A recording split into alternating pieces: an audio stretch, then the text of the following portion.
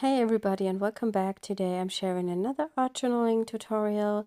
I am working again in my action art journal, which I really love because it's very cheap and it has gorgeous paper and it opens completely flat. The paper is not good if you want to work directly on it with watercolors or for drawing. It's just not the right paper. But it is heavyweight and you can just use it with mixed media and prime the page with gesso or collage, and then it's the best art journal I have ever had. The size is also nice. I think it measures around 8 by 8. Unfortunately, they don't have an online shop, so it's a physical store in Europe, and yeah. So in case there is one nearby you, I would recommend getting this art journal. I'm having some paper here that I want to use as background collage, and that's kind of a deli paper which I have printed with the gelli plate in the past. It's not a real deli paper because we don't have deli paper in Germany, but it's something that's quite similar. I'm tearing the paper until I'm happy with the layout, and then I'm going to adhere them. I think I'm going to adhere them with my glue stick, and then I will cover the whole page with some transparent gesso.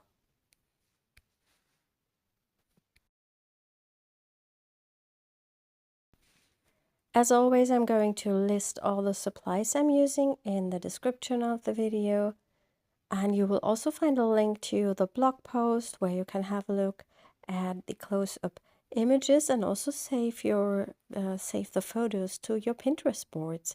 I always forget about Pinterest when I just search for inspiration, but I think it's the best place to go to because you also find older stuff, not only the newest content that's available, you also find everything over there.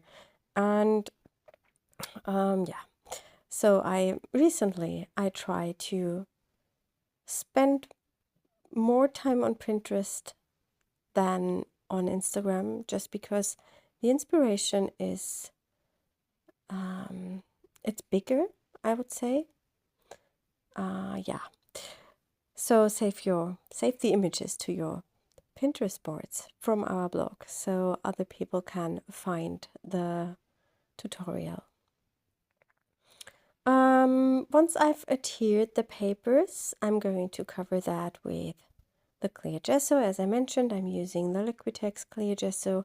I also have the one from PBO, which is just similar. I just don't like the packaging of the PBO because it comes in a really big pot and it's always so hard to open that. I try to work quite quickly because that paper is very thin and it will crinkle a little bit with the wetness of the gesso, but I don't mind. And afterwards I'm just scraping it with that catalyst blade, which smooth this it out. I can't pronounce that. It makes it smooth again. So yes, and once that background is dry, I come back and I'm going to finish the page. I'm starting by adding color with my favorite at the moment. It's a neon pink watercolor. I think it's the Opera or Bright Opera from Mijello. Yeah, it's such a beautiful color and it goes so well with any other materials. It works nice with a grungy stuff. It works beautiful with granulating watercolors. It works if you have only bright colors, and I think that's a lot of fun. I'm adding in kind of a yellowish color. I think that's the one from Mijello from their granulating series. I really love mixing a warm yellow with the with the opera color because it gives you such a lovely peachy tone. But I think I mentioned that already in my last video where I used a similar technique and similar colors. I'm adding some splatters and then I'm going to heat set that page. I don't want to let that dry on its own because of the collage underneath. And the paper still soaks up the color and it starts crinkling again a little bit. So I decided to dry it quickly because I didn't want to let the water sit for so long on that paper. I wanted to bring in some nice stencil texture, and I'm using Distress ink and Peacock Feathers to ink up my stencil, and then I'm going to spritz that with water and press it onto my page. I used this technique also in my last video. I started the page with that, and then I added black ink instead of the turquoisey ink. I think that gives me a really lovely background texture. It's one of my favorite techniques to make with stencils. I am not a fan of using it with texture paste. I don't know why. I think it looks beautiful, but I'm always a little bit afraid I'm going to mess up my page. But in the end, it usually turns out beautiful. One tip I can give you, if you're using texture paste with a stencil, just think about buttering your bread and then apply the paste to the stencil, and that usually works quite nicely. Also, our stencils are quite heavyweight, so they are a bit thicker, and that works really nice with texture paste because you get some nice dimension. I'm blending in the ink a little bit with my brush, and I really like how the color layers over the color that was already on the page. It gives me some really lovely tonal ranges, like purple is in here, some brighter green came up just by mixing or overlaying the colors. I wanted to add a little bit of black. I also did this on some of my last pages that I shared, and I really like that contrast I get there. And I try to cover up areas on the page that are not my favorites, but of course sometimes you have to cover up stuff to make the page work, although you maybe have liked the background. But although the background is quite nice, I wanted to finish the page and make something out of it, so I have to just lay something over some areas.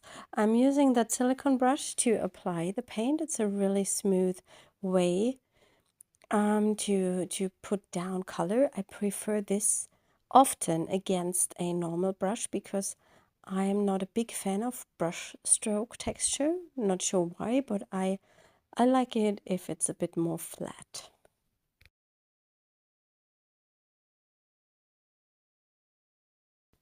Whilst the acrylic paint is drying, I'm going to prepare the focal image. And if you know my videos, you know that I'm playing in the 100-day challenge, and I'm making a piece of collage ephemera each day.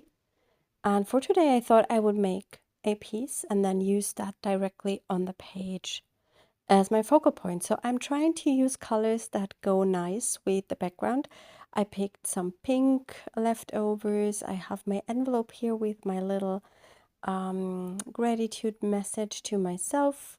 And I just try to keep the colors similar, and then I just hope that it will work as a focal point. Usually when you have similar colors, it goes well together. I have some jelly prints here. I only make the collage pieces with papers that I have already started. I do not pick brand new papers because I wanted to get rid of some of them. So that's the reason why I decided to play in this challenge. Using up the papers, and also I learned that sometimes it's really good to think about positive stuff in your life that's maybe not the most important, but the little things. And it's really nice to think about that and also to see it every day. What makes you happy and what is nice and what you like and what you are grateful for. I think because often we forget about these things. I'm putting together my collage papers. I have an old book page here that is colored with acrylic paint. I have the gelli printed scraps, and I also will use some stamped focal images. I always make more images than I need when I create something, and then I have a lot of leftover. And these are also the images I wanted to use on these ephemera pieces.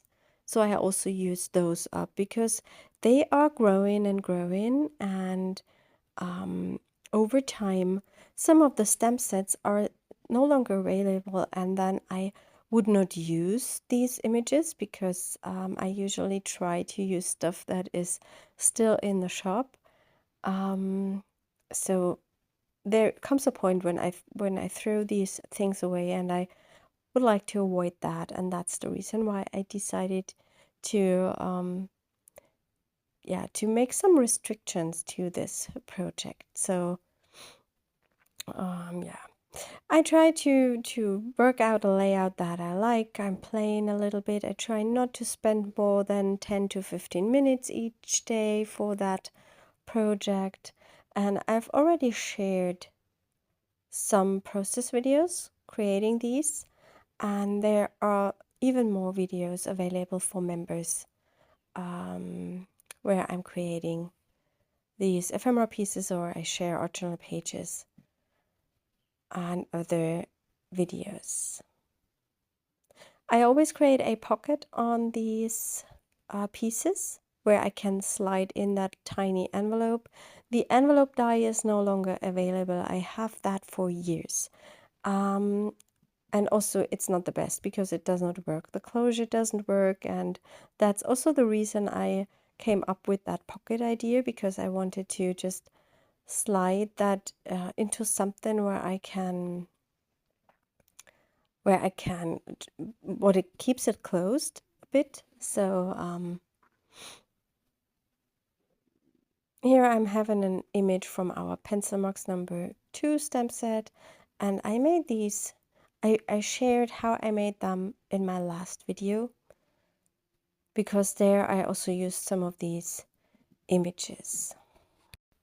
I thought about using some of the butterflies or one of the butterflies, but I wasn't sure if I like that. So for now, I just go with that leaf, and then I will see what else I'm going to add to this ephemera piece. I'm adhering that leaf with some wet craft glue because the glue stick usually doesn't work as good for heavy weight stuff, so I prefer the glue stick for thinner papers and the wet glue for thicker elements.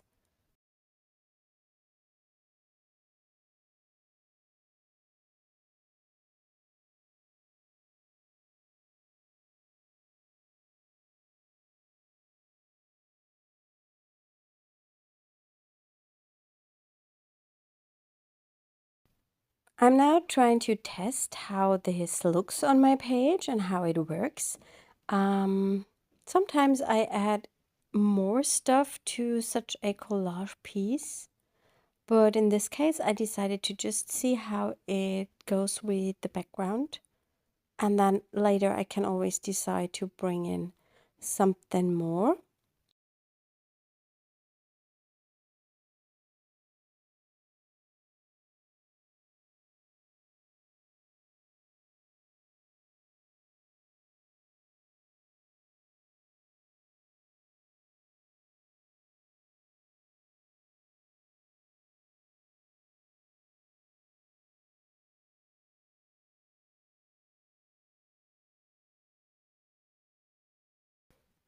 I decided to add some background stamping to that page with black ink. I'm using different mixed media stamps from our Mix It Up stamp sets. And as I said, I will link up all the stamp sets I've been using in the video description so you can find them.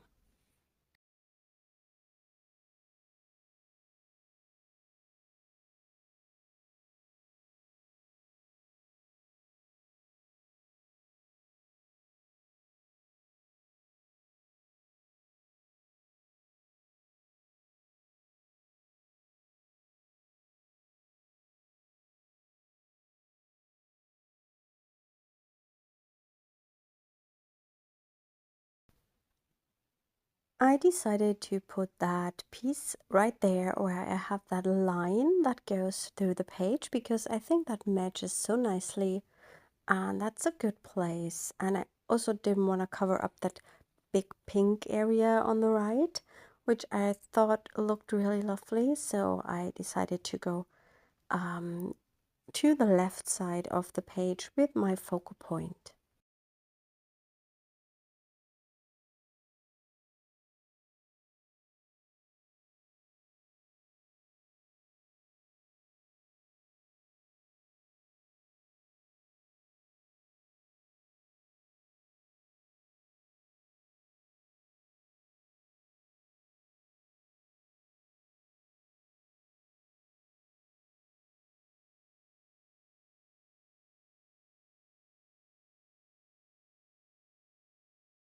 Once I've adhered the image, I'm going to add some more mark making, and I'm using some bright colors with the Posca paint pens.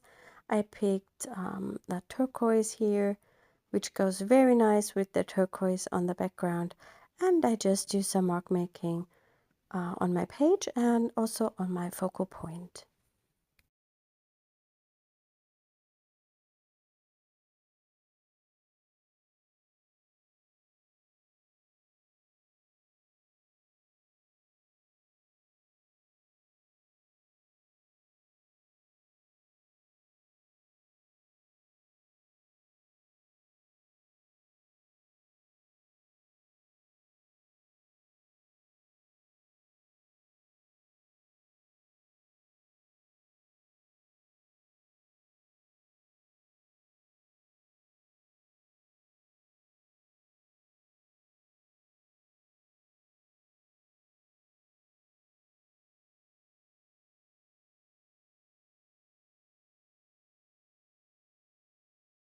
I'm also using the neon pink.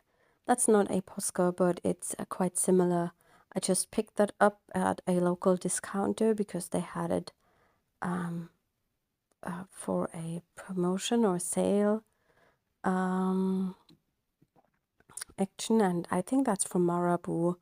And usually, that's not the name on it, but usually I think they are called Yono. You only need one markers when you buy them in an art store, but these were cheaper and they are from the same brand.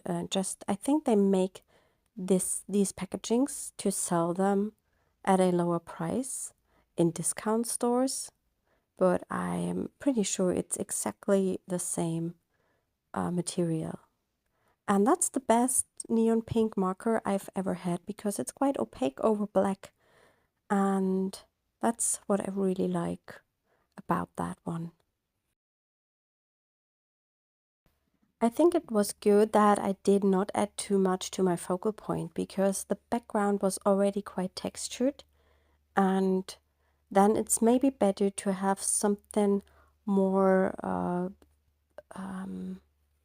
not so textured or blend, not sure what's the right word, as a focal point. So it separates a little bit when you look at it. I decided to pick out my black acrylic ink because I wanted to make some black splatters, and I try to save the focal point a little bit so I don't get some black on that leaf.